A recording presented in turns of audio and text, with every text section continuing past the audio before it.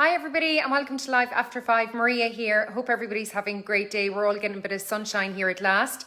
Now this evening I'm just going to talk to any of those of you who are thinking of becoming a landlord. Maybe you're thinking of investing in a property, or you have a property and you're thinking of renting it out, and what are the things you need to consider. So first off, you need to consider all the health and safety obligations that you have in a property, such as fire safety, servicing the gas boiler, putting in a fire blanket, window restrictors and so on.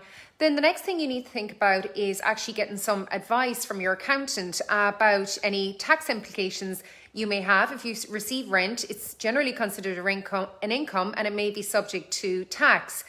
Then the next thing you need to consider, if you're in the market and you're actually looking to buy an investment property, very important, if the property is in a rent pressure zone, and you can easily find this out by Googling RPZ calculator. It'll bring you into a site. You can put in an address or an area code. You'll find out if the property is in a rent pressure zone.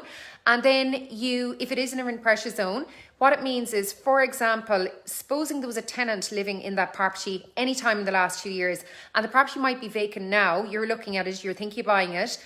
If there's a lease in place, and for example, if that tenant was paying €500 a month and it's in the RPZ area, it means you can only do an increase of 1.7% on top of that rent year by year. So that's a really important thing to do if you're looking for an investment property. Find out, instead of wasting time and waiting until your solicitor finds it out and you're a few months into the process, ask those questions like of the agent straight away. Has it been rented? What was the last rent?